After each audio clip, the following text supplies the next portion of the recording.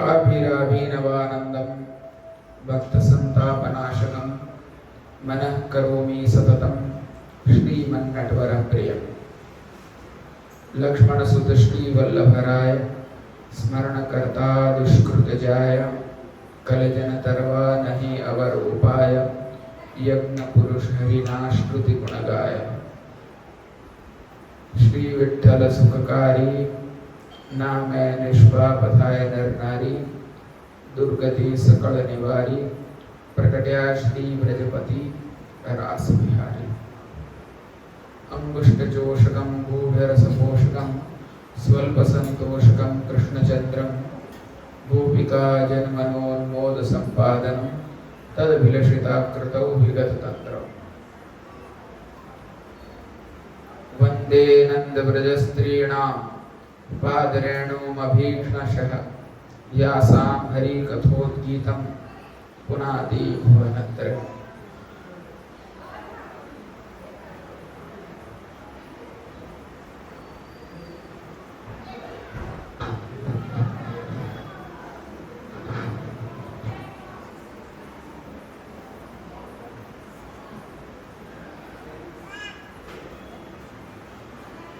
उपस्थित वैष्णवों, श्री गोपीनाथजीना 250 વર્ષ નિમિત્તે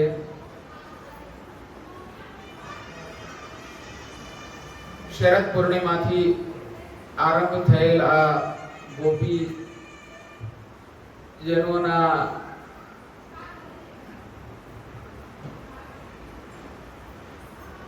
સ્વરૂપાનંદ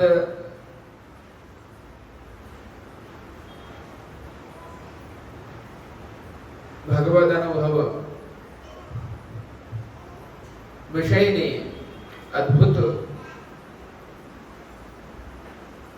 આનંદ ગાથા એવી આ રાસ પંચાધ્યાયી આપણે શરૂ કરી હતી, જેનો આજે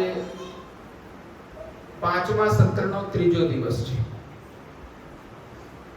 અને આજે આપણો આ ત્રીજો દિવસ આ 5મા સત્રને વિરામ આપશે.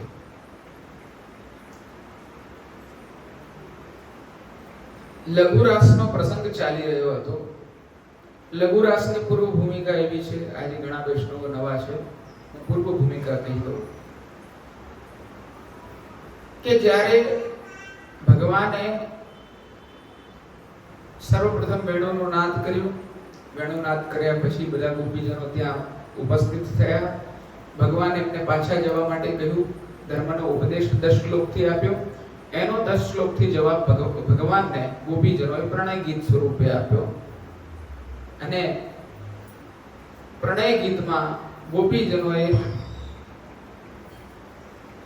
પોતાનું સ્વરૂપ અને ભગવાનનું સ્વરૂપ કયા પ્રકારનું એ માને છે એ વસ્તુની સ્પષ્ટતા કરી. મૈવં વિભોરતિ ભવાન ગદિતં પ્રશંસં સંતજ્ય સર્વ વિષયાન સ્તવ પાદમૂલમ ભક્તાન વજસ્વ દુર્વગ્રહ માત્યજાસ્માન દેવો યથાદિ પુરુષો ભજતે મુમોક્ષમ. અમે આપના ચરણારવિંદના મૂલને પ્રાપ્ત થયા છીએ.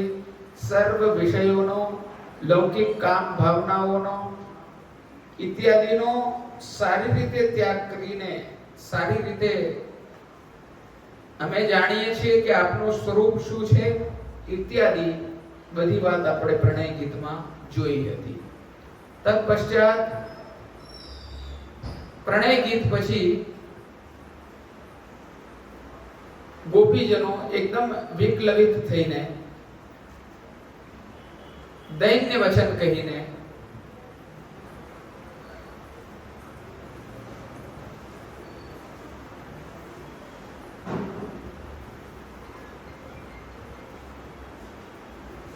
અત્યંત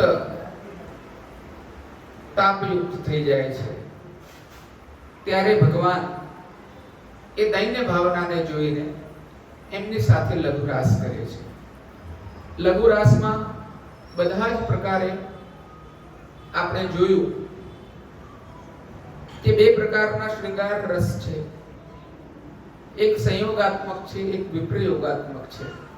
સંયોગાત્મક શૃંગાર રસનો ભાવ આપણે 2 દિવસની આ ચર્ચામાં આ વખતે સંયોગનો જ વર્ણન બધું પ્રાય આવ્યું છે.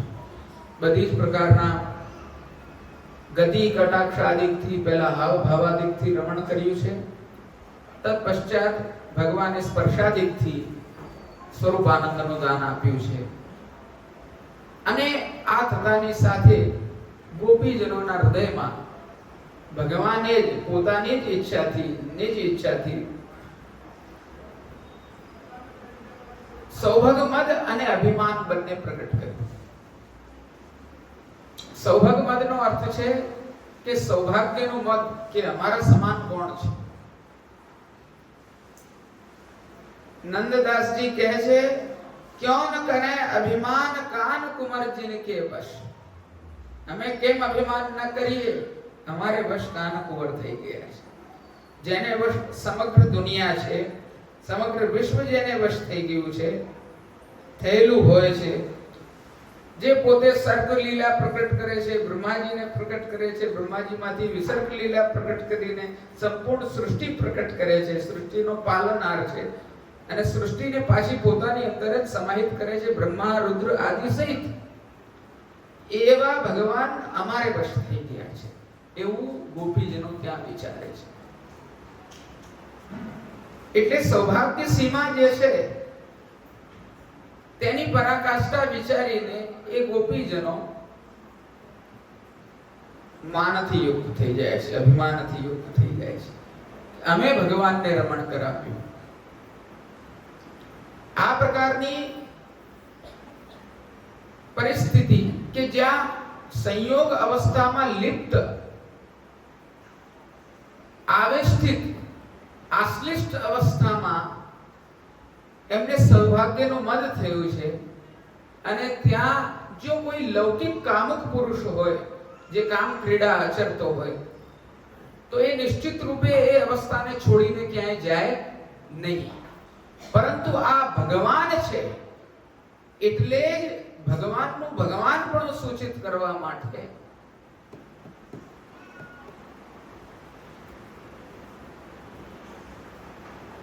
ભગવાનનું ભગવાન પણ સૂચિત કરવા માટે જ તાસામ તત્સૌભગમદં વીક્ષ્યમાનં ચ કેશવ પ્રશમાય પ્રસાદાય તત્રૈવાંતરધીયત. તે લોકોનું સૌભાગમદ અને માન જોઈને કેશવે વિચાર કર્યો, કેશવે જોયું અને પ્રસાદાય બે પ્રકારના હેતુ બતાડે અંતર ધ્યાન થવાના. પ્રશમાય પ્રસાદાય, પ્રશમન કરવા માટે, અને પ્રસાદ એટલે કે કૃપા આપવા માટે. પ્રશમનનો અર્થ છે કે આ માન અને મદ જે પ્રકટ થયું છે એને શમન કરવા માટે, એને રોકવા માટે. અને પ્રસાદાય એટલે કે કૃપા કરવા માટે. તત્રૈવાંતરધીયત, ભગવાન ત્યાંથી અંતર ધ્યાન થઈ ગયા. આ બાબતના અનુસંધાન આપણે ગઈકાલે જોયા કે અંતર ધ્યાન થવાનો અર્થ એવો નથી કે ક્યાંક બીજે જતા રહેવું. જો ભગવાનને ગોપીજનોની ઉપેક્ષા જ કરવી હોત, એમને છોડી જ દેવા હોત, તો એમનો એટલો અધિકાર આપત જ નહીં કે એમની સાથે લઘુરાસ ક્રીડા પણ કરી.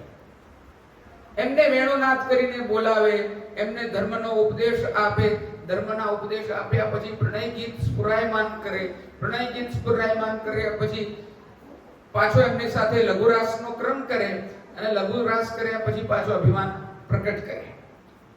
આટલી બધી પ્રોસિજર કરવાની આવશ્યકતા નથી ભગવાનને.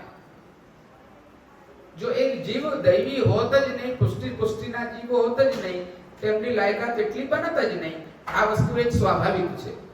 પરંતુ અહીંયા એ લાયકાત બનાવીને પ્રશમાય, એનું પ્રશમન કરવા માટે, એટલે એ એમના જ જીવ છે, એમને એક શિક્ષા આપવા માટે, એક તાળન આપવા માટે, અને પ્રસાદાય, કૃપા કરવા માટે. હવે પ્રસાદાય શબ્દનું પુષ્ટિમાર્ગી વૈષ્ણવો માટે બહુ જ મહત્વ છે. પ્રસાદનો અર્થ છે કૃપા. કૃપા એટલે પુષ્ટિ, પોષણ. આપણે ત્યાં વિપ્રયોગ વગર, વિરહ વગર આંતરિક પોષણ, આંતરિક તાપ વગર તપ થતું નથી. હવે ભગવાને આંતરલીલા કરવાની છે. અંતઃ પ્રવિષ્ટ થઈને ગોપીજનોને આંતરિક રીતે અનુભવ કરાવવાનો છે. એ પોતે પૂર્ણ રૂપેણ શુદ્ધાદ્વૈત છે, ભગવાનથી અલગ નથી. ભગવાન એમના હૃદયમાં બિરાજમાન છે અને વિપ્રયોગાત્મક અવસ્થામાં પણ એમને અનુભવ કરાવી શકે તેટલા મહાન છે. આ કોઈ લૌકિક પુરુષ માત્ર નથી. ભગવાનનું પાછું બ્રહ્મત્વ સૂચિત કરવા માટે જ અહીંયા આંતરલીલા બતાડેલી છે અને એ આંતરલીલામાં આપણે આજે પ્રવેશ કરી રહ્યા છીએ. કયા રીતે? સામાન્ય પ્રશ્નો બધા વૈષ્ણવોના હોય છે. ભગવાનનું અન્વેષણ કેવી રીતે કરવું, ભગવાનની શોધખોળ કેવી રીતે કરવી, ભગવાન કેવી રીતે પ્રાપ્ત થઈ શકે છે. આપણી બી આ જ અવસ્થા છે. આપણને ખબર છે કે ભગવાન કેટલા મહાન છે, એમનું મહાત્મ્ય ખબર છે, એમની મર્યાદા માર્ગીય બધી જ મહત્તા ખબર છે આપણને, પરંતુ આપણને અનુભવ નથી. આ ગોપીજનો પણ એવા છે, આપણા કરતા વિશિષ્ટ છે. તેમને ભગવદ અનુભવ સાક્ષાત્કાર થયેલ છે અને એવી સ્થિતિમાં ભગવાન અંતર ધ્યાન થઈ ગયા છે અને એ લોકો એ અંતર ધ્યાન થયેલા ભગવાનને ખોજી રહ્યા છે. એમને આને કહેવાય છે અન્વેષણ. ખાસ કરીને અનુસંધાનમાં, રિસર્ચમાં અન્વેષણ શબ્દનો પ્રયોગ થતો હોય છે. આ આખો પ્રકાર જે છે તે અનુસંધાનાત્મક છે. એક પ્રકારનું રિસર્ચ છે આ, કે ભગવાનની શોધખોળ કઈ રીતે થાય અને એ પ્રશ્નોના જવાબ આપણને આ આંતરલીલામાંથી ઠેર ઠેર મળશે. ભગવાનનું ભગવતપણું સામાન્ય માણસ, સામાન્ય પુરુષની આ ક્રીડા નથી. એ પણ આપણને વારવાર જોવા મળશે અને એવા ભગવાનની શોધખોળ કઈ રીતે થઈ શકે, કયા પ્રકારની અવસ્થાને પ્રાપ્ત થઈને થઈ શકે, તેનું પણ સૂચન અહીંયા આજ આંતરલીલામાં આપણને મહાપ્રભુજી સુબોધનીજી થકી સૂચિત કરી રહ્યા છે. આપણે પહેલી કારિકાઓ પર ચર્ચા કરીશું, પછી આગળ ભાગવતજીમાં જે પ્રકાર છે તે આપણે ચર્ચામાં લઈશું.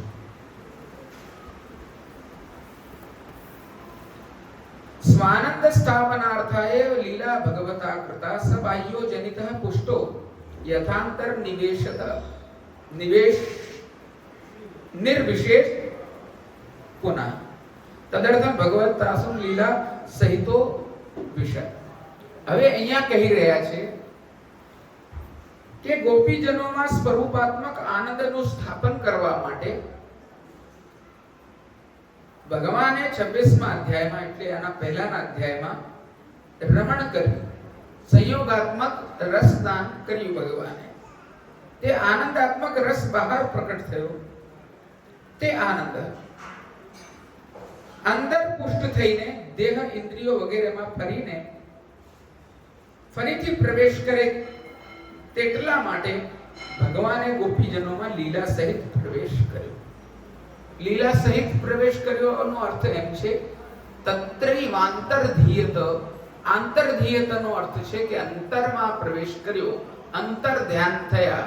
એટલે ક્યાંક દૂર જતા રહ્યા એવું નથી, એમની ઉપેક્ષા કરી એવું નથી, પરંતુ જે પ્રકટ સ્વરૂપે, પ્રત્યક્ષ સ્વરૂપે અનુભવ કરાઈ રહ્યા હતા તે અપ્રત્યક્ષ રૂપેણ હૃદયમાં પ્રવિષ્ટ થઈ ગયા, પરોક્ષ રીતે પોતાનો અનુભવ કરાવવા લાગ્યા.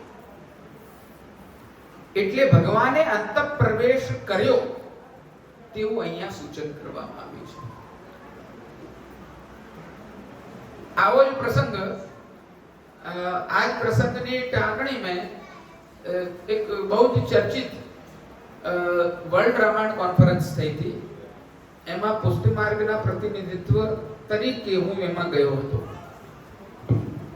અને એ ઇન્ટરનેશનલ કોન્ફરન્સમાં આનું અનુસંધાન આપીને છાયા સીતા અને સીતાજી એમાંથી કોણનું હરણ થયું અને કઈ રીતે ભગવાને મૂળ સીતાજીના સ્વરૂપને નર્ય અગ્નિમાં અંતઃપ્રવિષ્ટ કરાયા, એનું અનુસંધાન મેં આમાંથી લીધું હતું. અને ભાગવતાર્થ પ્રકરણમાં 9મા સ્કંદની અંદર મહાપ્રભુજીએ કયા પ્રકારે બતાડ્યું અને એ જ પ્રકાર અહીંયા રાસલીલામાં ભગવાને પોતાના સ્વરૂપને અંતર્હિત કર્યું.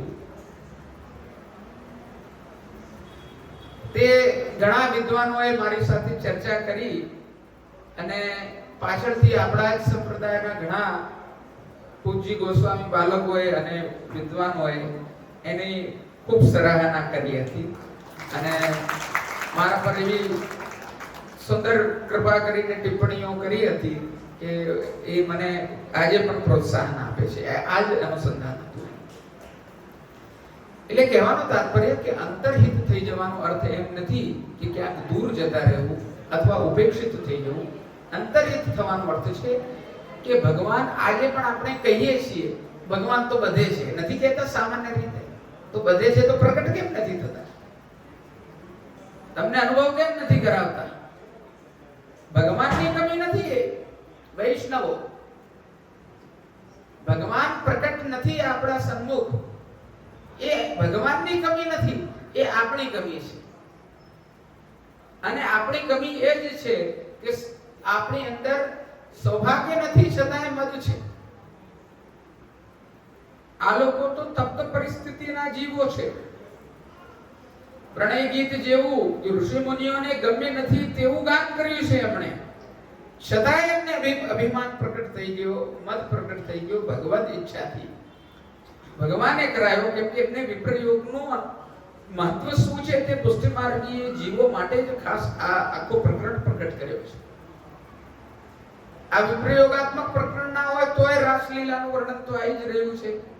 ગોપીજનોએ સ્પષ્ટ રૂપેણ ભગવાન તરીકે જ ભગવાનનું ભજન કર્યું છે, કોઈ લૌકિક ભાવનાથી તો ભજન કર્યું નથી.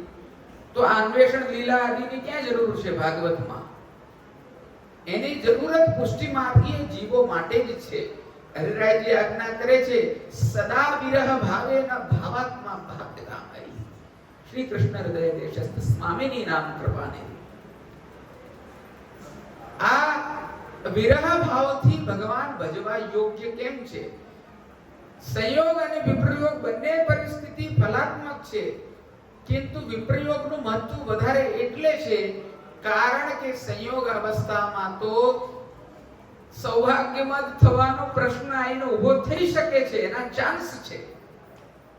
પણ વિપ્રયોગમાં તો સદા તાપ ભાવના, સદા यह માર્ગ તાપ ક્લેશ. દામોદર દાસ સરસાણીજીની વાર્તા यह માર્ગ તાપ ક્લેશ હોય. આપણા માર્ગમાં આ જ જે આંતરલીલા બતાડેલી છે. બાહ્ય રીતે તપ્ત થવું તે તાપ નથી હોતો. જેવી રીતે અમુક સંપ્રદાયોમાં પંચગ્નિનું સેવન કરવું તે તપ કહેવાય છે. આ મુદ્રા ધારણ અમે કરેલી છે ગોપી ચંદનથી, એવી તપ્ત મુદ્રાઓ ડામ વાળી એ લોકો ધારણ કરે છે. તો મહાપ્રભુજી એ બાબતમાં પોતાનો મત સ્પષ્ટ કરે છે કે બાહ્ય દૈહિક શ્રમ આપવાથી તપ માત્ર થતું નથી, પરંતુ આંતરિક તપન જ્યારે થાય છે ત્યારે જ તપ કહેવાય છે. આંતરાત્મા જ્યાં સુધી તપ્ત ના થાય ત્યાં સુધી દૈહિક તપન જે છે તે કોઈ કાર્યની રહેતી નથી. દેહથી પર મન, મનથી દેહથી પર ઇન્દ્રિયો, ઇન્દ્રિયથી પર મન, મનથી પર પ્રાણ, પ્રાણથી પર અંતઃકરણ, અંતઃકરણથી પર આત્મા. એટલે દેહથી અંતઃકરણ સુધીનું વિજ્ઞાન એ પ્રાપ્ત કરવું એ આ તપનું કાર્ય છે. અને એ જ તપ અહીંયા બ્રજ ભક્તોને કરાવવા માટે ભગવાન અંતસ્થિત થયા છે, અંતર ધ્યાન થયા છે. હવે એ ધ્યાનમાંથી પાછા પ્રકટ કેવી રીતે કરવા? તિરોહિત ભગવાનને પાછા આવિર્ભૂત કેવી રીતે કરવા? આવિર્ભાવ તિરોભાવ. એ જ ભાવાત્મક પ્રકાર છે આદિદૈવિક. આપણે ત્યાં ભગવાનની પ્રતિષ્ઠા, પ્રાણ પ્રતિષ્ઠા જે થાય છે તે ભાવાત્મક પ્રતિષ્ઠા છે, તંત્રાત્મક મંત્રાત્મક નથી, પરંતુ એ ભાવાત્મક છે. એટલે ભગવાનને પ્રકટ કરવાનો, આવિર્ભૂત કરવાનો જે પ્રકાર છે તે આ જ ભાગવત શાસ્ત્રની અંદર આ જ અધ્યાયમાંથી એનો જે મર્મ છે, એનો જે સિદ્ધાંત છે, અને પુષ્ટિ માર્ગીય જીવો માટે ખાસ આ વિપ્રયોગાત્મક પ્રકરણ જે છે તે ખૂબ જ મહત્વપૂર્ણ છે.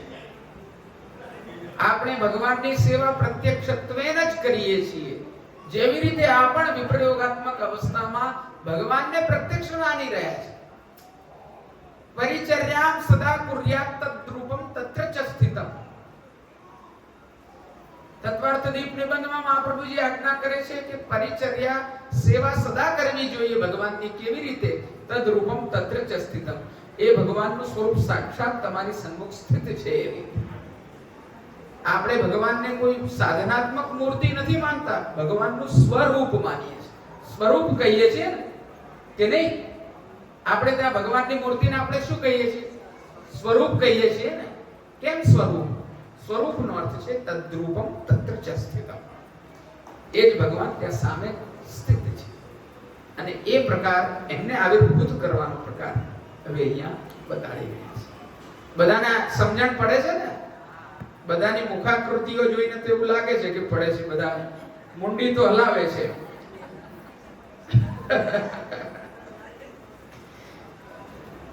કારિકા બીજી લઉં એ પહેલા હું જરા જલપાન કરી લઉં છું.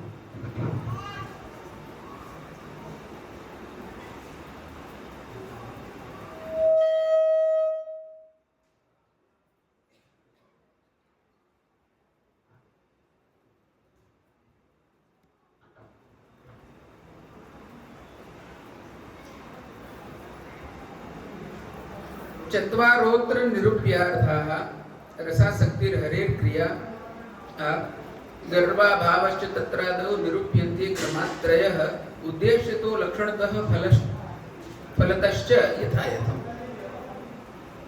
હવે આ અધ્યાયમાં અથવા તો વિપ્રયોગાત્મક અવસ્થામાં હવે આ જે વર્ણન આગળ આવશે એમાં ધ્યાન આપજો વૈષ્ણવો બધા.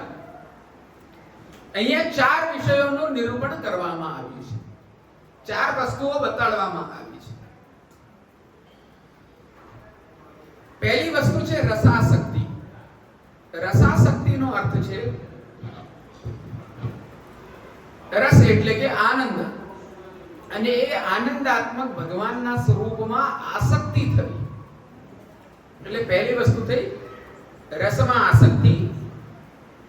બીજો વિષય છે ભગવાનની ક્રિયા. હવે આ ગોપીજનો પોતે ભગવાનની ક્રિયા કરશે. ભગવાનની પોતાની ક્રિયાઓ છે, અનુકરણ જે છે તે આ લીલામાં કરવાના છે. ત્રીજી વસ્તુ છે ગર્વનો અભાવ. ગર્વનો અભાવ એટલે કે જે અભિમાન એમની અંદર પ્રકટ થયો છે તે અભિમાન ધીરે ધીરે ધીરે ધીરે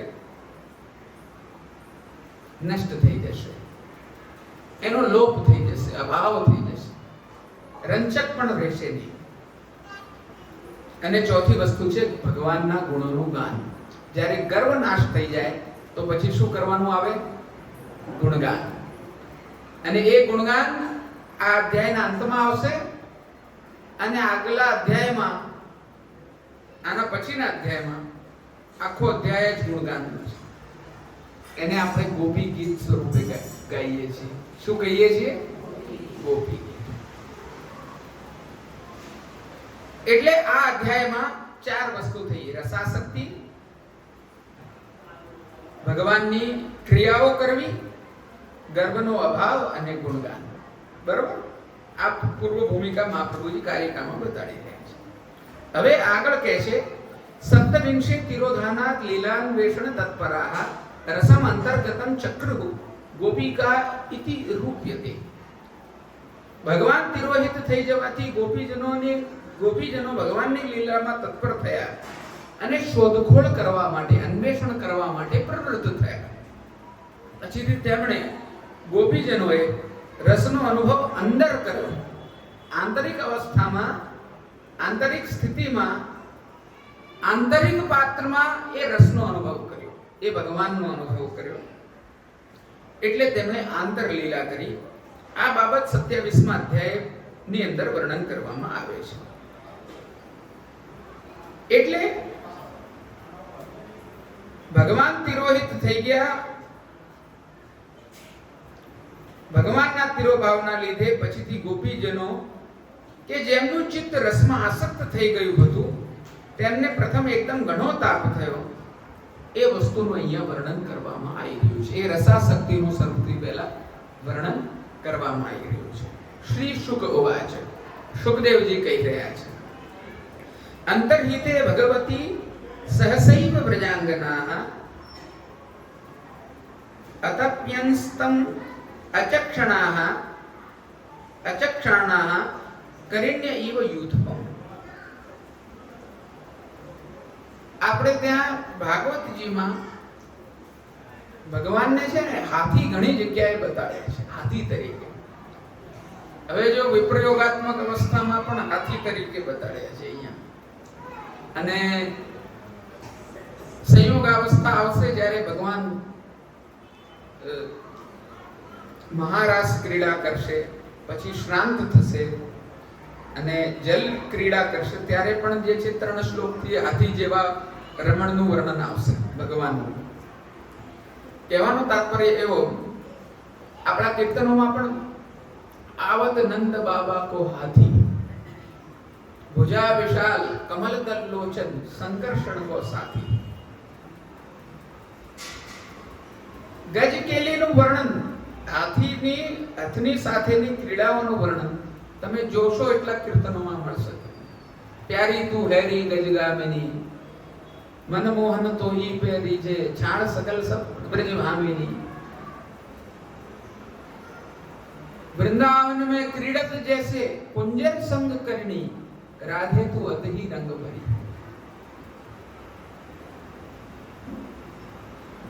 મંદ ગજરાજ કીસી ચાલ. કીર્તનો તમે જુઓ, અનેકો કીર્તનોમાં આ જ વર્ણન કરવામાં આવ્યું છે. અહીંયા કહે છે કે જેમ હાથણીઓ હાથીને જોતા આનંદિત રહે છે, અને જ્યારે નથી જોતા ત્યારે તાપથી યુક્ત થઈ જાય છે, એકદમ કલ્પન કરવા લાગે છે હાથણીઓ, તેમ ગોપીજનો પણ ભગવાન અંતર ધ્યાન થયા ત્યારે તરત જ ક્લેશ પામવા લાગ્યા.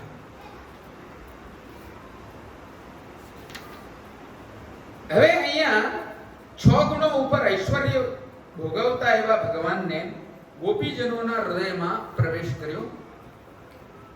ભગવાને ગોપીજનોના હૃદયમાં પ્રવેશ કર્યો, અંતઃપ્રવિષ્ટ થયા.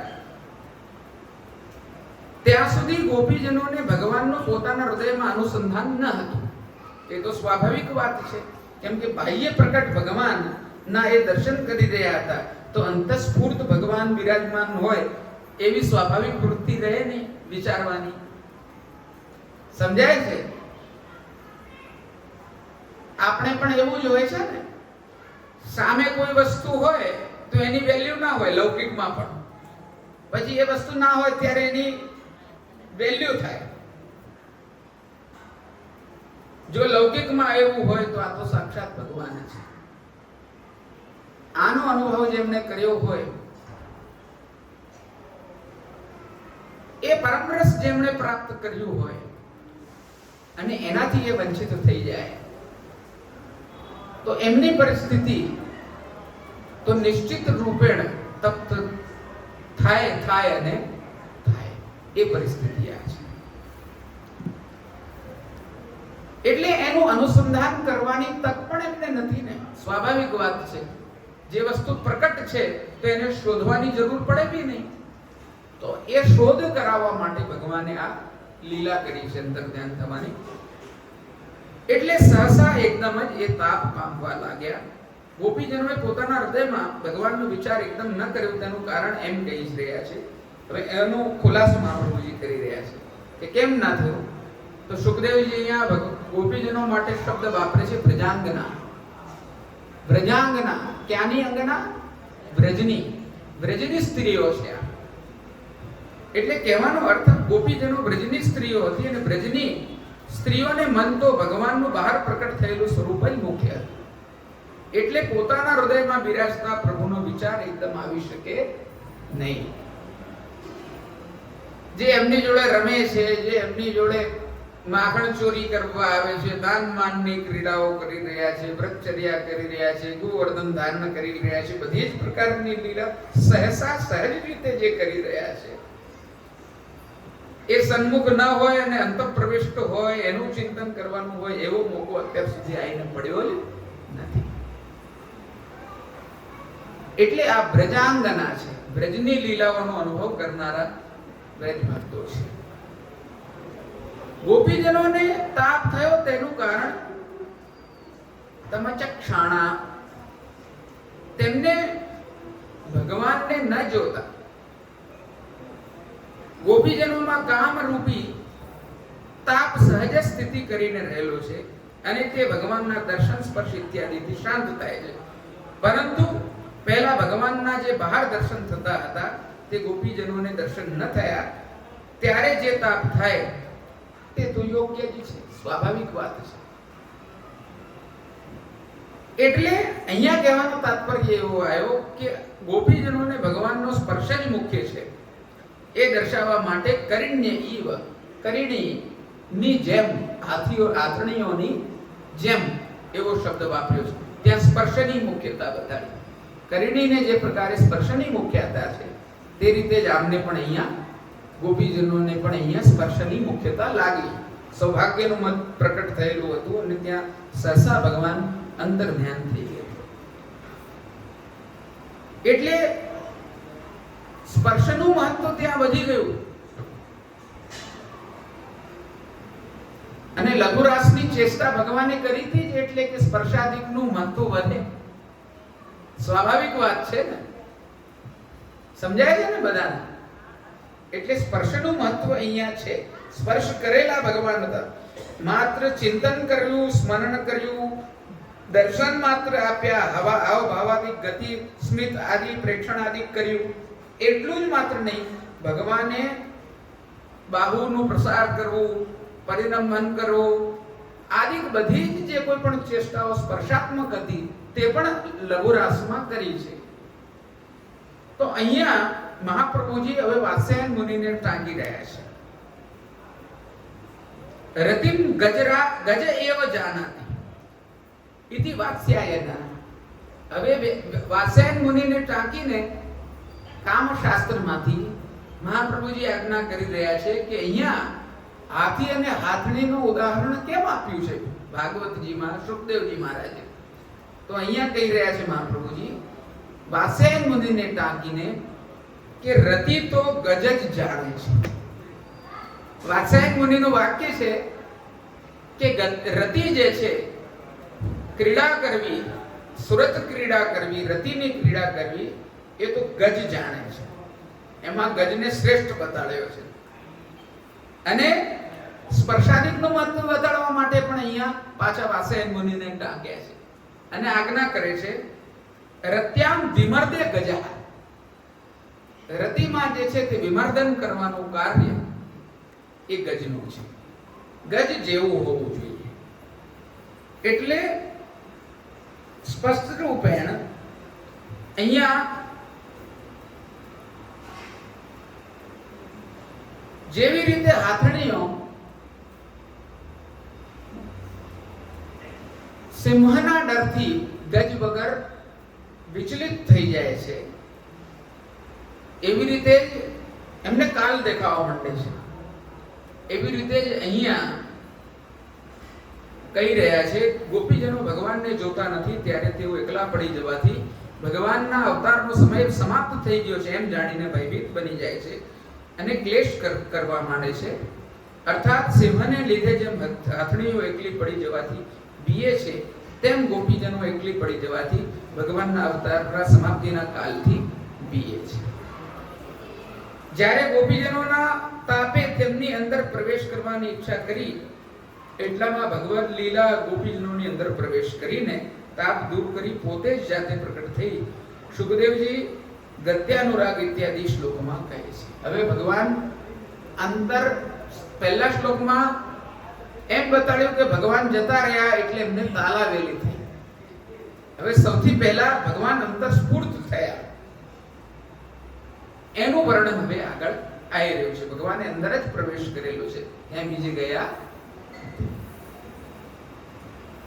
ગત્યાનુરાગ સ્મિત વિભ્રમે ક્ષિતૈઃ મનોરમાલાપ વિહાર વિભ્રમૈઃ અક્ષિપ્ત ચિત્તાઃ પ્રમદા રમાપતેઃ તાસ્તા વિચેષ્ટા જગૃહુઃ તદાત્મિકાઃ. હવે આગળ કહી રહ્યા છે કે પ્રભુની કાયિક ગતિ એટલે કે શારીરિક ગતિ, સ્નેહપૂર્વકનું સ્મિત, વિલાસવાળા કટાક્ષ, મનોહર આલાપ જે ગાન કર્યું ભગવાને, અને વિહાર વિલાસ, આ બધાથી કરશેલું જેવું ચિત્ત, જેમનું ચિત્ત છે એવા, અને જેમને ભગવાનની અંદર સ્ફૂર્તિ થઈ છે, પોતાની અંદર ભગવાનની સ્ફૂર્તિ થઈ છે જેમને, એવા ગોપીજનો લક્ષ્મીજીના પતિની જુદી જુદી લીલાઓનું અનુકરણ કરવા લાગ્યા. કેટલા લક્ષણ બતાડ્યા.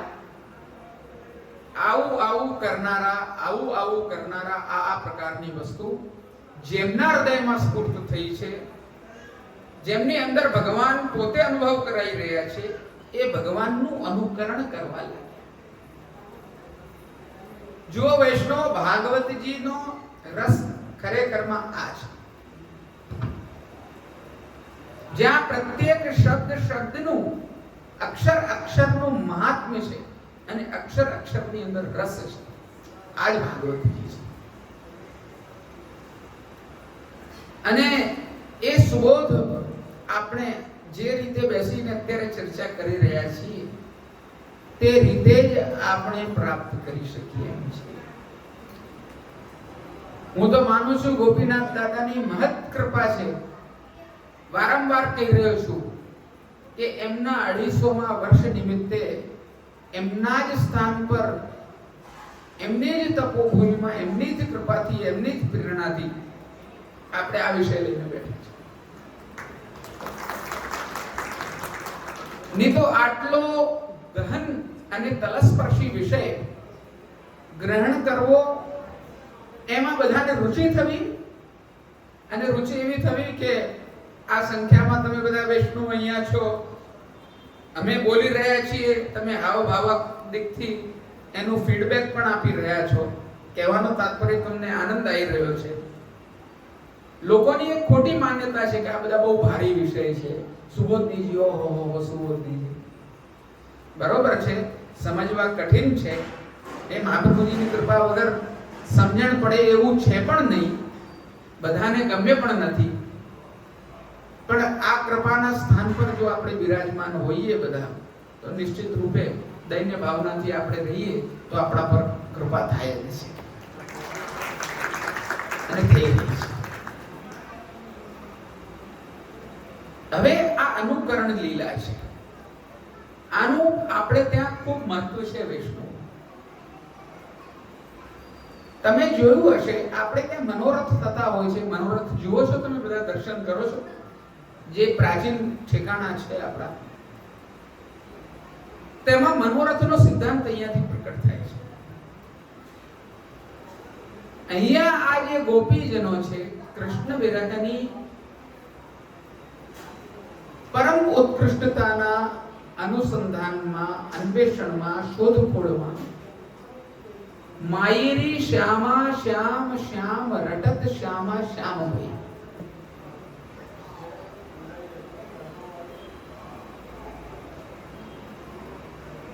એ અન્વેષણ કરતા કરતા ભગવાનની લીલાઓ એમના હૃદયમાં સ્ફૂર્ત થઈ રહી છે.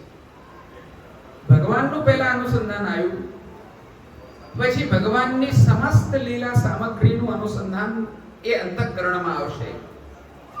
ભગવાનની લીલા સામગ્રીનું આવશે, સમસ્ત બ્રજ વૃંદાવનનું આવશે, સમસ્ત પરિકરનું આવશે, અને સમસ્ત લીલાનું આવશે અને એનું ને એનું જ એ આચરણ અનુકરણ લીલા સ્વરૂપે કરશે. આપણે ત્યાં તમે જોતા હો રાસલીલાનો મનોરથ છે તો ત્યાં તો સહજ રીતે બધા ગોપીજનો જ હોય છે, પણ જે ગ્વાલ વેશ હોય છે આપણે ત્યાં તમે જોતા હશો તો ગોવાળિયા બનાવવા હોય તો આપણે ત્યાં જૂના જેવી નિધિ સ્વરૂપોના ઠેકાણા કે સૈદ્ધાંતિક આ બધા ક્રમને માનનારા હવેલી મંદિરોના મનોરથો હોય છે, તેમાં ગોપીજનોને જ ગ્વાલ વેશ ધારણ કરાવવામાં આવે છે. જોયું છે તમે? ગૌચરણનો મનોરથ હોય તો ગોવાળિયા ગોપીઓને જ બનાવે. તો સાહિત્યની કમી છે કે ભાઈ લાકડાના ગોપ નથી એટલે કે ગોપીઓને ડ્રેસ પહેરાવી દીધો, એવું નથી. આ ભાવના છે, અનુકરણ લીલા છે. ગોપીજનો કોક ગોવાળ બન્યા, કોક જશોદા મૈયા બનીને રડી મથવા લાગી, કોક ચંદ્રાવલીજી બનીને મટકી લઈને ઊભી થઈ ગઈ, કોક દાન માંગવા લાગી, કોકે આમ કર્યું, કોકે તેમ કર્યું. અલગ અલગ પ્રકારના સાત્વિક, રાજસ, તામસ ઇત્યાદિ ભાવ એમાં પ્રકટ મહાપ્રભુજી કરશે. કહેવાનો તાત્પર્ય કે આપણે ત્યાં ગોપ પણ ગોપીજન છે, જશોદા મૈયા પણ ગોપીજન છે, નંદરાયજી પણ ગોપીજન છે. જે કોઈ પણ બ્રજ પરિકર છે તે આ ગોપીજનો સક્ષમ છે એમનું સ્વરૂપ ધારણ કરવા માટે. ગોપી પ્રેમ કી ધ્વજા, ગોપીજનો પ્રેમ લક્ષણા ભક્તિનું શીર્ષ છે.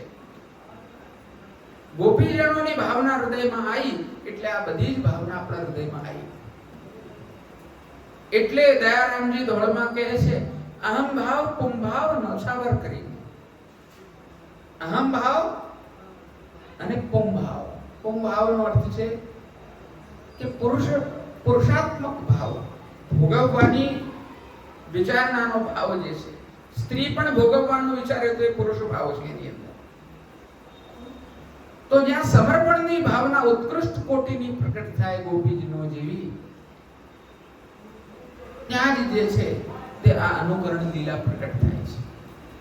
ત્યાં જ એના જ સ્વરૂપમાં આ સમસ્ત બ્રજનો પરિકર, સમસ્ત બ્રજ મંડળ, સમસ્ત લીલા નો સાર, હેતુ ઇત્યાદિ બધું એ હૃદયમાં પ્રકટ થાય છે.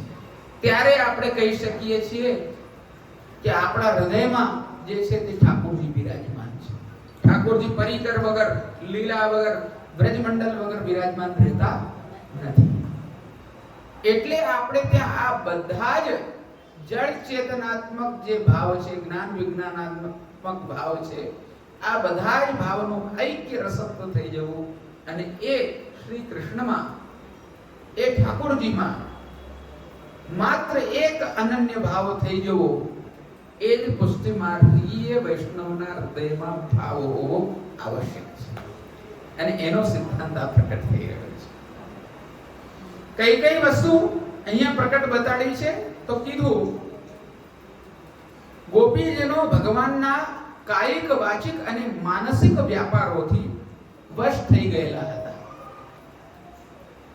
કાયિક એટલે કે દૈહિક, શારીરિક, વાચિક એટલે કે ભગવાનનું જે બોલવું,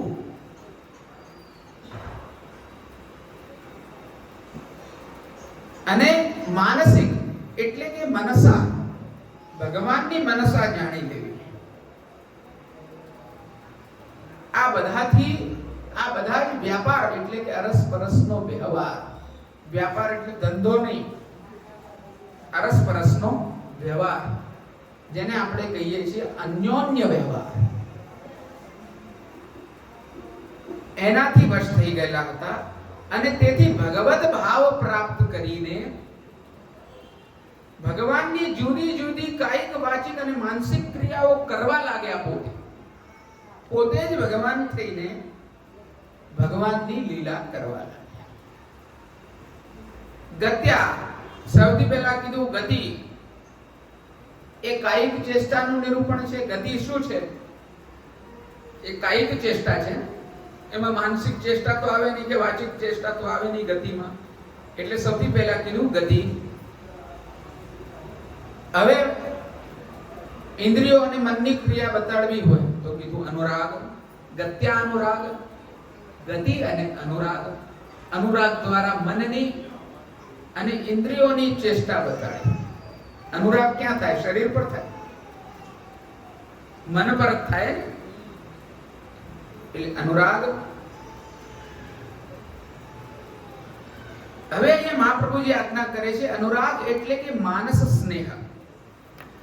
અનુરાગ એટલે એનું વચન હું કહું છું.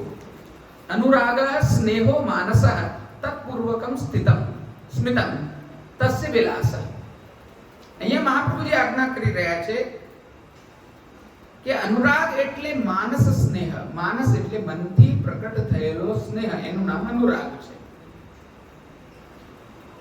અને એવા ગત્યાનુરાગ સ્મિતા, એવું શું છે ભગવાનનું? તો કે સ્મિત છે.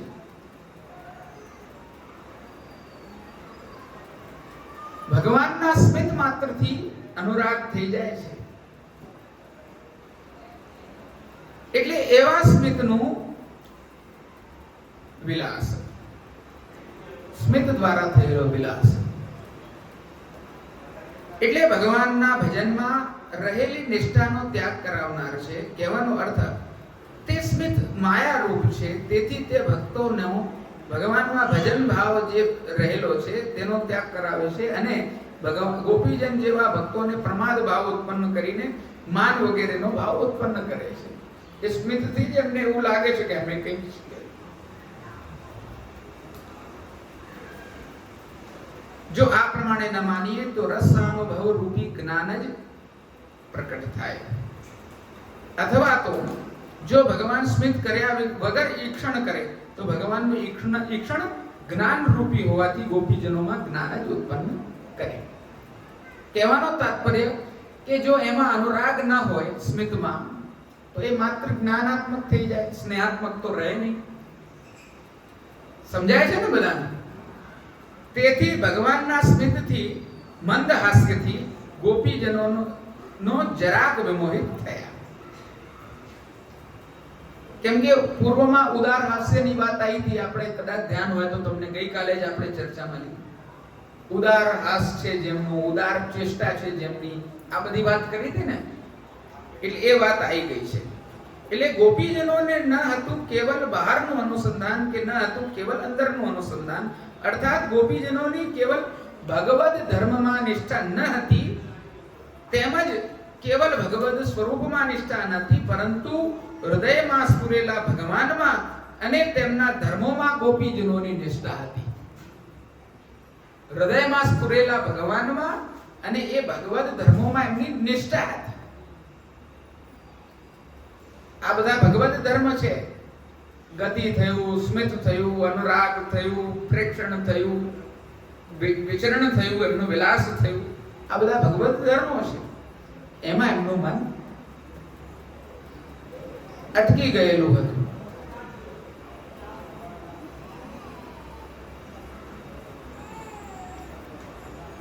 नंददास प्रभु तादिन ते मेरे नैन उन्हीं के अंग संग रंग रस भीने, उन्हीं के अंग संग रंग रस भीने। अरे जर जाओरी लाज मेरी ऐसी कौन काज आवे, कमल नैन नीके देखन नदी।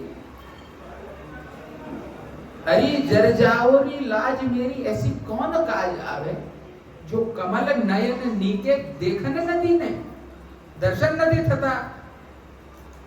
बनते आवत मार्ग में भेट भई, सकुच रही हो इन लोगन के लिए। कोटिक जतन कर रही री निहार वेकु, कोटिक जतन कर रही री निहार वेकु, अचरा की ओट दे दे कोटिक श्रम की ने। नंददास प्रभु तादिन ते मेरे नैन, उन्हीं के अंग संग रंग रस भी। આગળ હૃદયમાં સ્ફુરેલા ભગવાનમાં અને ધર્મોમાં ગોપીજનોની નિષ્ઠા, આટલી વાત સ્પષ્ટ થઈ. હવે આગળ આજ્ઞા કરે છે,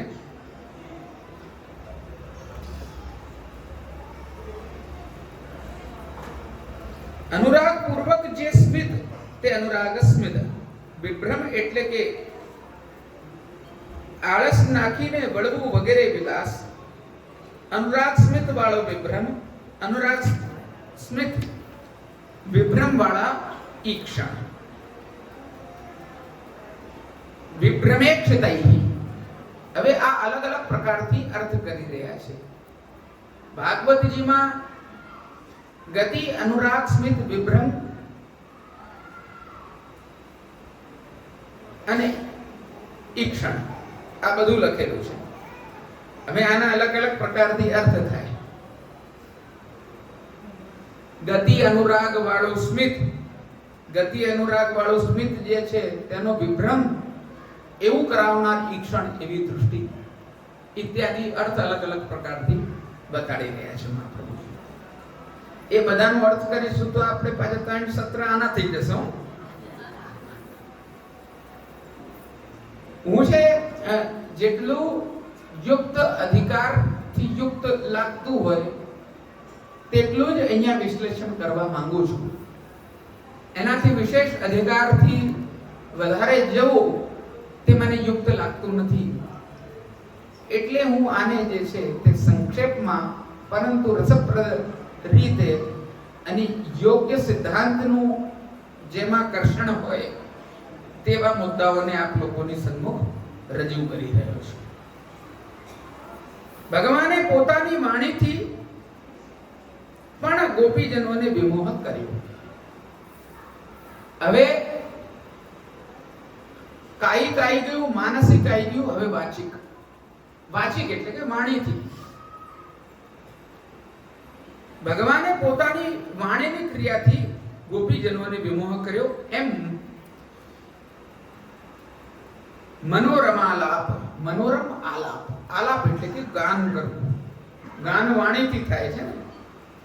ગાયન ક્યાંથી થાય છે? વાણીથી થાય છે. વાચિક છે, એ માનસિક ના હોય, એ શારીરિક પણ ના હોય. સમજાય છે બધાને વસ્તુ? એટલે એ વસ્તુને સૂચિત સુખદેવજી મનોરાલાપ દ્વારા કહી રહ્યા છે. મનને જે રમાડે અથવા મનની અંદર જે રમે તે મનોરમ. અહીંયા રમ શબ્દનું પર્યાપ્ત મહત્વ છે વૈષ્ણવ. મનોહર ભી કહી શકતા હતા, મનોગમ ભી કહી શકતા હતા, પણ અહીંયા મનોરમ કેમ કીધું? કેમ કે આ રમણ ક્રિયા બતાડી રહ્યા છે. મનમાં જે રમણ કરાવે અથવા જેણે મનમાં રમણ કર્યું છે તે, અથવા મન જેના દ્વારા રમણ કરી રહ્યું છે તે, આ બધા જ પ્રકારના અર્થ એમાં લઈ શકાય છે. આવો આલાપ ભગવાનના ગુહ્ય ભાષણો, ગુહ્ય ભાષણો એટલે કે ગૂઢ વાર્તાલાપ. આજ વસ્તુઓ બધી પાછળ બી આવશે. ગોપી ગીતમાં ભગવાનને ચરમ વિપ્રયોગાત્મક અવસ્થામાં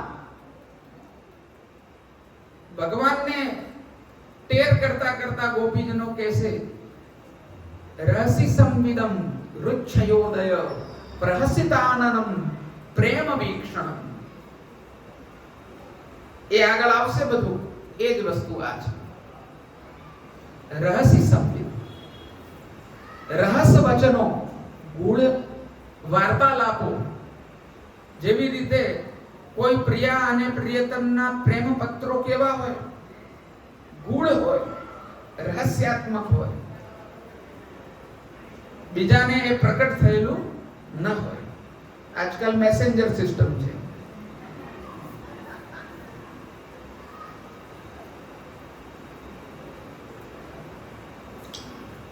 એટલે અહીંયા એ વસ્તુ બતાડેલી છે કે એવા ગુહ્ય ભાષણો કેવલ વાક્ય ચિત્તને આકર્ષતું નથી. એટલે અને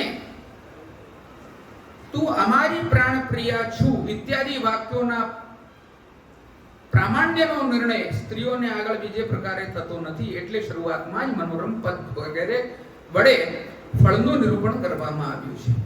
હવે અહીંયા જો મહાપ્રભુજી શું આજ્ઞા કરે છે?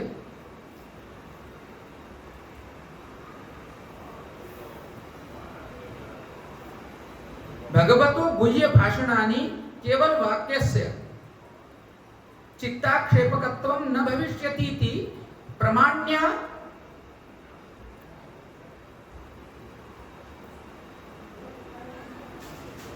उशारणं स्त्रीणां प्रकारान्तरेण न भवति इति फलमेवादौ निरूपितम्।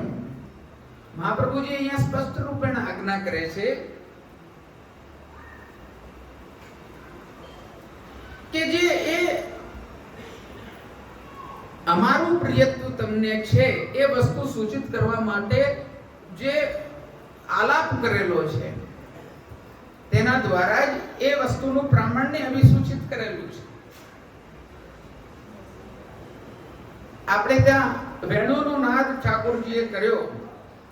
હવે એ નાદ સ્પષ્ટ છે, ગીત છે કે ખાલી ગણગણતો રવ છે, વેણુ કલગાન છે. આ બધાના ભેદ આપણે જોયા હતા શરૂઆતમાં જ્યારે વેણુનાદની વિષયની જ્યારે ચર્ચા હતી. આ છે સ્પષ્ટ નાદ છે. अब द्वार मेरे बैनु बजावे गावे घनश्याम, सैनन बैनन अर्थ जनावे, सैनन बैनन अर्थ जनावे, मेरो ले लेना.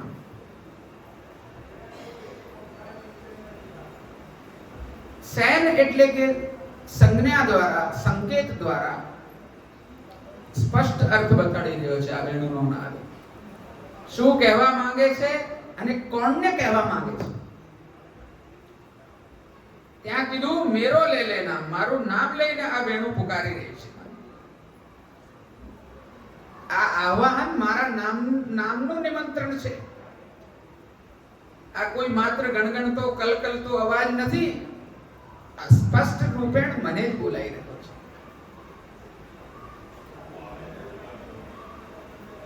એ વસ્તુ ભગવાને આલાપ દ્વારા અભિસૂચિત કરી, એનું પ્રામાણ્ય અહીંયા મહાપ્રભુજી આપી રહ્યા છે. કેવી ગજબ વાત છે.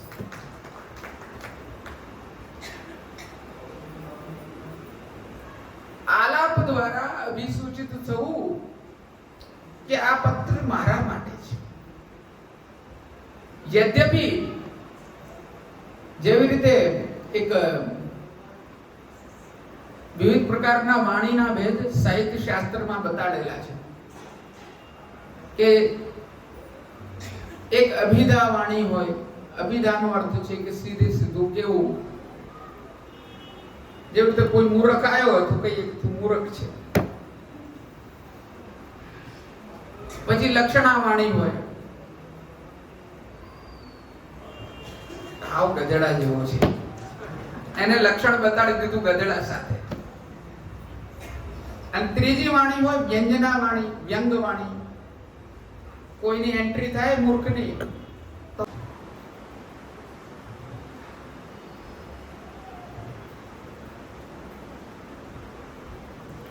નન્વીશ્વર ધર્મ આવિષ્કરણમ દાસીનામ નિષિદ્ધમ ઇતિ ચેત તત્ર તદાત્મિકા ઇતિ ભગવાનેવ આત્મની યાસામ તથાત્વેન સ્ફુરિતઃ. કેવી વ્યાખ્યા કરી કે ભગવાન જ જેમના આત્મા વિશે લીલા કરનાર તરીકે સ્ફુરે છે. હવે જુઓ આ વસ્તુને આપણે ટાંકીએ શેની સાથે? પ્રણય ગીત સાથે. પ્રણય ગીત બધાને કદાચ ધ્યાન આવશે. હું વાક્ય કહીશ આગળ. તો બધાએ સાંભળ્યું હતું ને સત્રમાં પહેલાના, પૂર્વંતિહિ ત્વયી રતિમ કુશલામ સ્વ આત્મન નિત્ય પ્રિયે પતિ સતાદ વિરાજદૈ કિમ તન્ન પ્રસીદ પરમેશ્વર માસ્મસિંદ્યા આશામૃતા દૃતામ ત્વયી ચિરારવિંદ નેત્ર. એમાં કીધું કે જે આપને ભગવાન આત્માથી રતિ કરે છે તે કુશળ છે. શેનાથી રતિ કરે છે? શેનાથી? જોરથી બોલો. આત્માથી. સ્વ આત્મન, પોતાની આત્માથી જે આપને રતિ કરે છે એને અહીંયા શું આવ્યું? તદાત્મિકા. તેમની અંદર આત્મિક ભાવ રાખનાર. આવી ગઈ વાત? ગોપીજનો ખોટું બોલતા હતા આગળ? સુખદેવજી પણ એ જ કહી રહ્યા છે. હવે આગળ ગોપી ગીત આવશે, એમાં પણ એ જ આવશે બધું.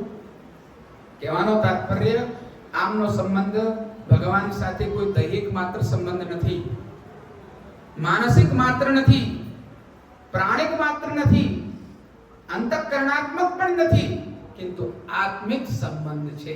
સૌથી પરત્વ સાથે યુક્ત એવો સંબંધ ગોપીજનોનો, આ વ્રજ ભક્તોનો, આ ઉત્કૃષ્ટ શ્રેષ્ઠ ભક્તોનો ભગવાન સાથેનો સંબંધ આત્મિક છે. એટલે તદાત્મિકા, ભગવાન જેમના હૃદયમાં સ્ફૂર્ત થઈ રહ્યા છે આપોઆપ. આત્માનું જ્ઞાન કોઈને પોતાની રીતે થાય? કોઈનું ઓપરેશન કરો તો અંદરથી આત્મા નીકળે છે? ના નીકળી શકે. દેહ જે છે, મન જે છે, એનાથી પર જે છે પ્રાણ છે, પ્રાણથી પર અંતઃકરણ છે, અંતઃકરણથી પર આત્મા છે. આ બધી યાત્રા માત્ર ભૌતિક નથી. આની અંદર રહેલો આ આત્મિક તત્વ જે છે તે તો ભગવાનના જ આત્મા છે.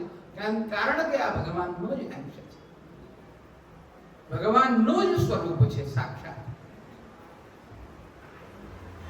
એ જ સિદ્ધાંત ઉપર તો મોટા મોટા આચાર્યોના વાદ વિવાદ છે કે આ આત્માનો સંબંધ શું છે.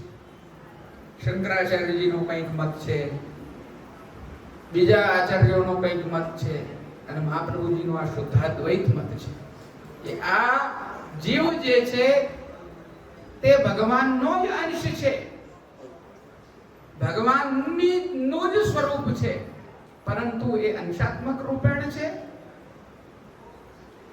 માયાથી યુક્ત નથી. આ જે કોઈ પણ આખા સિદ્ધાંતો પ્રકટ થાય છે તે આ બધી વસ્તુઓના આધારે થાય છે. એટલે અહીંયા તદાત્મિકા બતાડવામાં આવ્યા કે આત્માને વિશે લીલા કરનાર ભગવાન સ્વયં પોતે સ્ફુરે છે. એવી વ્યાખ્યા અહીંયા મહાપ્રભુજીએ કરી છે. બહુ જ મહત્વપૂર્ણ વ્યાખ્યા માનું છું હું આને. કારણ કે તદાત્મિકનો સીધે સીધો અર્થ કોઈ વ્યક્તિ બતાડી શકે એવું સંભવ બનતું નથી. અહીંયા મહાપ્રભુજીએ સીધી વ્યાખ્યા બતાડી દીધી છે કે તદાત્મિકનો અર્થ શું છે. તેથી ભગવાન લીલાનું અનુકરણ ગોપીજનોના તાપનો નાશ કરનાર છે એમ સંક્ષેપમાં કહેવામાં આવ્યું છે. કરી શું શકે? ભગવાન બિરાજમાન નથી તો આંતરિક ભગવાનને માણવાનો જે પ્રસંગ છે, આંતરિક ભગવાનને હૃદયમાં બિરાજમાન ઠાકોરજીને અનુભવવાનો જે પ્રસંગ છે તે આ અનુકરણ લીલા છે. એટલે તો આપણે ત્યાં જો રાસલીલાઓ થતી હોય છે બધી નાટ્યાત્મક, તો કૃષ્ણ વેશ ધરેલા જે ઠાકોરજી હોય છે એમને આપણે હાથ જોડીને દંડવત કરીએ છીએ કે નથી કરતા? આ કે ના? એનું કારણ આ છે. કોઈ પ્રશ્ન કરે તો એને આ જવાબ આપો. એ અનુકરણ કરી રહ્યા છે. અનુકરણ લીલાનું મહત્વ છે વૈષ્ણવ. આવા ઘણા બધા પ્રશ્નોનો નિકાલ અહીંયાથી મળી શકે તેવું છે. આવા બધા ઘણા પ્રશ્નો હું જ પોતે પ્રકટ કરી શકું અને હું જ પોતે એનો જવાબ આપી શકું. એટલે અહીંયા કીધું કે એ ભગવાનની લીલાનું અનુકરણ જ આ ગોપીજનોના તાપનો નાશ કરનાર છે. અહીં ભગવાનની શૃંગાર લીલાનું જ ગ્રહણ કરવામાં આવ્યું છે. આ લીલાનું સવિસ્તર વર્ણન આગળ ઉપર સુખદેવજી કરશે અને તે લીલાના ક્રમના હેતુ આગળ બતાડવામાં આવશે. હવે આગળ અનુકરણ લીલા આવી રહી છે. મનોરથનો સિદ્ધાંત. એક તમે કદાચ મારી વિડીયો જોઈ હોય પહેલાની, અધિક મહિનામાં મેં એક સુબોધનીજીના જ અંકના આધારે પુષ્ટિ मार्ग में मनोरथ का सिद्धांत એ નામની એક વિડીયો બનાવી હતી. લગભગ 1.5-2 કલાકની હશે. તે આ વિષય આગળ આવશે. એ માત્ર મનોરથના આધાર ઉપર હતી. આપણે હવે સુબોધનીજીના આધારે એ જ વિષય આગળ સ્પર્શ કરીશું. આજે આપણે આટલું રાખીએ છીએ. મને તો આ ક્રમ અત્યારે રોકવાનું મન નથી થતું. ઈચ્છા એવી થાય છે કે આ વિષયને ચલાવતા જ રહીએ, କିନ୍ତୁ પાછું બહુ ઓવરડોઝ ના થઈ જાય એનું પણ ચિંતન મારે જ કરવાનું છે પાછું. અને આગળ મહાપ્રભુજીનો ઉત્સવ આવે છે, તે સમયે આપણે 3 દાડાનું પાછું રાસ પંચાયત થઈ.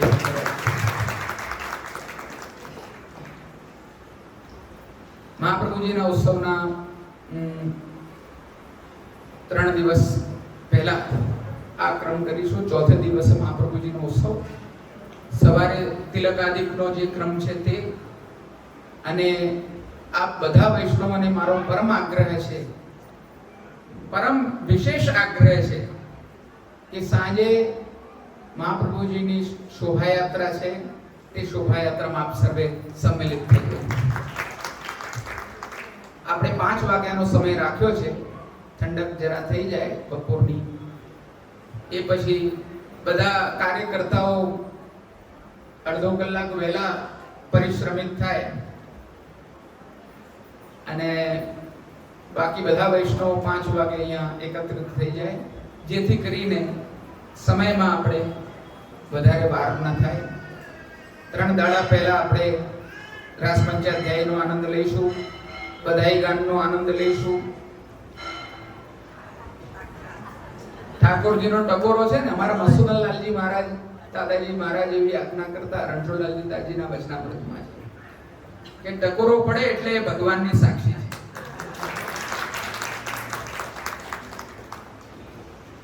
તસ્મૈ કાલાત્મને નમઃ. આ કાલાત્મા ભગવાનનું આગ્રહ કરવો છે. તો આપ બધા વૈષ્ણવો મહાપ્રભુજીના ઉત્સવની શોભાયાત્રામાં સુંદર કેસરી વસ્ત્ર ધારણ કરીને આપણે ત્યાં અત્યારે આવશ્યકતા એવી છે આપણા જ માર્ગ માટે, ખાસ કરીને વૈષ્ણવ સંપ્રદાય માટે કે આપણને 2 જ ઉત્સવ મળે છે, મહાપ્રભુજીનો અને ગોસાઈનો, જેમાં આપણે શોભા પોતાની બતાડતા હોઈએ છીએ અને બહાર નીકળતા હોઈએ છીએ કે વલ્લભ સંપ્રદાય પણ કંઈક છે એવું બતાડવા માટે. અને એમાં અમે જ અનુભવ કરતા હોઈએ છીએ બધે જ, બીજે બધે પણ અને અમારે ત્યાં પણ બધે જ, કે આપણા વૈષ્ણવો જે છે તે આ બધા કાર્યોમાં થોડા ઉદાસીન રહે છે. બીજા બધા જુઓ કેવી યાત્રાઓ કાઢે છે પોતપોતાની, આપણે લોકો થોડા ઉદાસીન થઈ જઈએ છીએ, ઘણીવાર રસ નથી રાખતા, ઉત્સાહિત નથી હોતા. પણ ગોપીનાથજીની 250મી વર્ષની જે શોભાયાત્રા નીકળી એમાં મને થોડો ઉત્સાહ થઈ ગયો કે આપણા બધા વૈષ્ણવો પણ ધીરે ધીરે બધા જાગૃત થઈ રહ્યા છે અને આપણી શોભા દેખાય એવી શોભા કરે એમ છે આ વૈષ્ણવો બધા. એટલે આપ સર્વે મહાપ્રભુજીના ઉત્સવના દિવસે સાંજે 5 વાગે ફૂલ મંડલીના દર્શન થયા પછી તરત શોભાયાત્રા, ઉત્થાપન પછી તરત જ આપણે નીકળી જઈશું. અને સૈનમાં મનોરથ નથી રાખ્યો, પછી શોભાયાત્રાથી પાછે આવીને ધર્મસભા, મહાપ્રસાદ આદિનો ક્રમ એ બધું આપણે કરીશું. બધા વૈષ્ણવોને મારું હાર્દિક નિમંત્રણ છે, ખૂબ આશીર્વાદ. આ રાસ પંચાધ્યાયી આપ શ્રવણ કરી રહ્યા છો ત્યારે આ જ વિપ્રયોગાત્મક અગ્નિ સ્વરૂપ મહાપ્રભુજી છે. રાસ લીલૈક તાત્પર્ય કૃપયૈ તત કથા પ્રદ. એમની જ કૃપાથી આ કથા આપણને પ્રદાન કરવામાં આવી છે, રાસ લીલાની. એવા મહાપ્રભુજીનું ગુણગાન અને એ જ વિપ્રયોગાત્મક અગ્નિ એસી બંસી બાજી બન ઘર મેં વ્યાપ રહી, એ જ વર્ણન આપણે 3 દાડા સાંભળીશું, શ્રવણ કરીશું, ગુણગાન કરીશું, એનો આનંદ લઈશું અને મહાપ્રભુજીના ઉત્સવના દાડે શોભાયાત્રામાં ખૂબ ઉત્સાહથી બધા જોડાઈશું. અને હું તો ગોપીનાથજીના ચરણારવિંદમાં, દાદાજીના ચરણારવિંદમાં એ જ વિનંતી કરું કે સદા આપણને આમાં જોડેલા રાખે. બસ એટલું કહીને હું મારી વાણીને શ્રી ગોપીનાથજીના ચરણારવિંદમાં સમર્પિત કરું છું. વિરામ લઉં છું. શુભમ ભવતુ. કૃષ્ણાર્પણમસ્તુ.